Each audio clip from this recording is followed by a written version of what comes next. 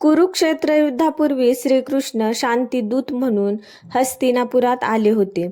दुर्योधनाने त्यांच्या स्वागतासाठी भव्य मेजवानी आयोजित केली होती. सोन्याची भांडी, राजशाही पदार्थ, ऐश्वर्याचा थाट सर्व काही तयार होते. दुर्योधनाला वाटत होते की कृष्ण त्याच्या वैभवाने प्रसन्न होतील. पण श्रीकृष्ण थेट राजवाड्याकडे न जाता हस्तिनापुरातील एका छोट्याशा घराकडे निघाले. ते घर होते विदुरांचे. विदुर हे धृतराष्ट्राचे मंत्री होते.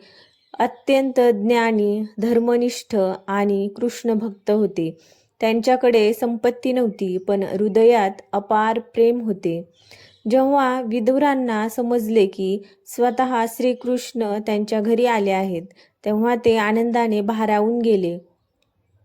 त्यांच्या डोळ्यात अश्रू आले आणि ते म्हणाले, प्रभू, माझ्या या छोट्याशा घरात तुम्ही आलात. यापेक्षा मोठे भाग्य दुसरे कोणते? श्रीकृष्ण हसले आणि म्हणाले, विदुरा, मला तुझ्या घराचे वैभव पाहायला नाही, तर तुझ्या प्रेमाचा अनुभव घ्यायला यायचे होते. विदुरांची पत्नीही कृष्णदर्शनाने इतकी भावविव्हल झाली की तिला भानच राहिले नाही. ती केळी सोलून कृष्णाला खाऊ घालू लागली, पण प्रेमाच्या भरात ती चुकून केळी फेकून देत होती आणि साली कृष्णाला देत होती. श्रीकृष्ण मात्र त्या साली अत्यंत आनंदाने खात होते.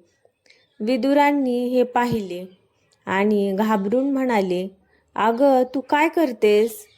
प्रभूंना केळीऐवजी साली खाऊ घालत आहेस. तेव्हा विदुर पत्नी भानावर आली. तिला खूप लाज वाटली. तिच्या डोळ्यांतून अश्रू वाहू लागले. पण श्रीकृष्णांनी तिचा हात धरला आणि प्रेमाने म्हणाले, आई, या साली नाहीत, हे तुझ्या प्रेमाचे अन्न आहे. जगातील सर्व राजभोगांपेक्षा मला हे अधिक प्रिय आहे. हे ऐकून विदुर आणि त्यांची पत्नी दोघेही भावुक झाले. त्या रात्री विदुरांनी कृष्णाला विचारले, प्रभू, तुम्ही दुर्योधनाच्या राजवाड्यात न जाता माझ्या गरीब घरात का आलात? श्रीकृष्ण शांतपणे म्हणाले, विदुरा, जिथे अहंकार असतो तिथे मी नसतो. जिथे प्रेम, भक्ती आणि निर्मळ भावना असते तिथे मी स्वतःहून जातो. मला सोन्याच्या ताटांची भूक नाही, मला प्रेमाची भूक आहे.